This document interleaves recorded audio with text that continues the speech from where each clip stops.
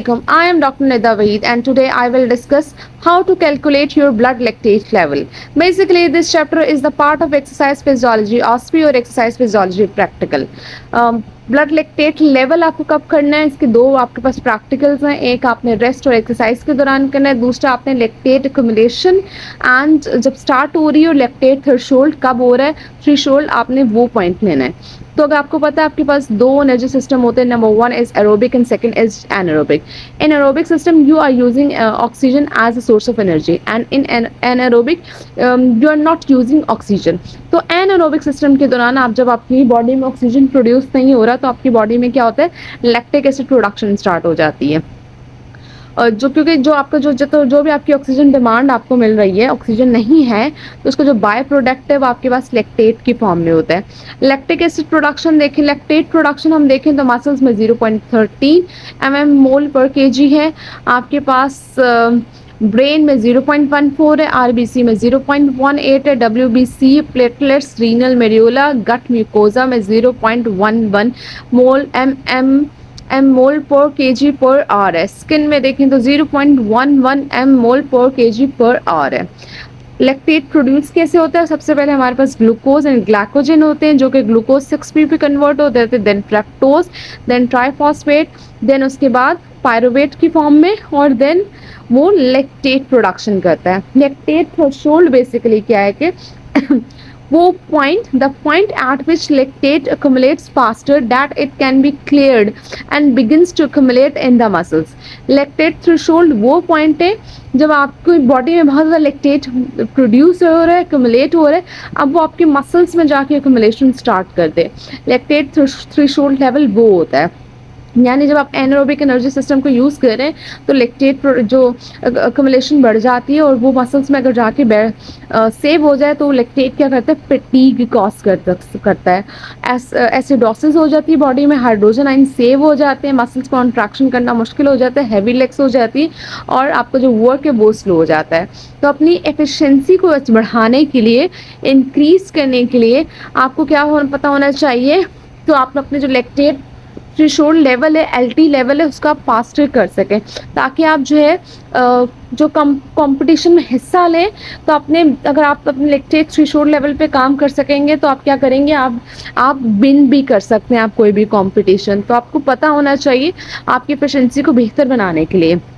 Lactate testing के लिए आपके पास कौन से इक्विपमेंट चाहिए, ट्रेडमिल होनी चाहिए, बाइक हो सकती है, रोल्स स्काई ट्रेडमिल हो सकती है, आपके पास हार्ट रेट मॉनिटर होना चाहिए, लैक्टेट एनालाइजर होना चाहिए जो कि आप पिक्चर में देख सकते हैं, स्लाइड में आपको शो हो रहा होगा.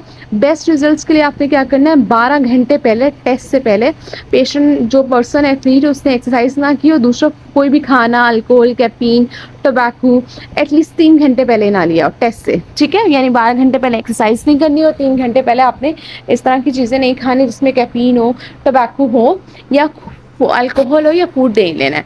टेस्ट आपने कंटिन्यू करना है. इसमें आपने क्या करना है, पेशेंट जो पर्सन एथलीट है आपने उसको एक्सरसाइज करवाते रहना है और आपने क्या करना है, आपने जैसे लैक्टेट एक्युमुलेशन ऑनसेट होना स्टार्ट हो जाए आपने उस टाइम रीडिंग ले लेनी है, at the time of rest आपने रीडिंग लेनी है, और लैक्टेट थ्रेशोल्ड जब तक आपको डिटरमाइन ना हो, जब तक वो अपने हाईएस्ट पॉइंट पे ना जाए, आपने जब तक रीडिंग आपको उसको लेते रहना है, ठीक है.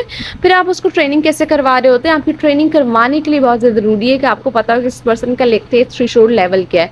अगर आप ग्राफ में देखें आप इसको बहुत अच्छे से, वो पॉइंट जहाँ से एकदम से शूट हो रहा है लैक्टेट थ्रेशोल्ड लेवल, ये आपका वो पॉइंट है जहाँ पे आपको काम करना है. हाँ, हमारे पास ट्रेनिंग जोन्स होते हैं जो उसकी बेसिस पे आप हार्ट रेट प्रॉपर जो है आप फिटनेस असेस कर सकते हैं. जोन्स की बेसिस पे आप क्या करते हैं, किसी भी पर्सन को ट्रेन कर रहे होते हैं कि उसको आपको एरोबिक में करना है, एरोबिक में करना है या दोनों का यूटिलाइजेशन सेम करना है. तो जोन्स आपको बहुत अच्छे से पता होना चाहिए. जोन 1 में आप बात करें तो इंड्योरेंस एरोबिक एक्सरसाइजेज आती हैं, ओवर डिस्टेंस ट्रेनिंग में आप यूज़ करते हैं, हार्ट रेट आपका 60 to 70% मैक्सिमम होना चाहिए, लैक्टेट लेवल 2 m मोल और या कम भी हो सकता है. टोटल ट्रेनिंग 70 to 90% होनी चाहिए. इसमें आप 100% क्या यूज़ करें, ऑक्सीजन यूज़ करें. यानी आप कार्बोहाइड्रेट के बजाय बर्निंग पैट आप यूज़ कर रहे होते हैं, तो डिस्टेंस जो ईजी डिस्टेंस रिकवरी सेशन होता है, आप इसमें बहुत लंबी कन्वर्जेशन कर सकते हैं। अगर आप पिक्चर में देखें उसमें आपको एक्टिविटी भी दिखाई गई है, जोन 1 में आप किस तरह की एक्टिविटी कर सकते हैं। इसी तरह जोन 2 की आप एक्टिविटी देख सकते हैं। अब आपका हार्ट रेट बढ़ गया, 70 to 80% हो गया, लैक्टेट लेवल भी 2 मोल से 2 to 3 हो गया। आपकी एरोबिक से अब आपने क्या कर दिया, एनारोबिक की तरफ ले में आपने कर दिया। अब क्या है कि कॉन्वर्जेशन जो है वो बात तो कर सकते हैं, लेकिन हैवी ब्रेथ स्टार्ट होगी और सेंटेंस में मुश्तमिल हो गया। अब उसके लिए सिर्फ एक जुमला है।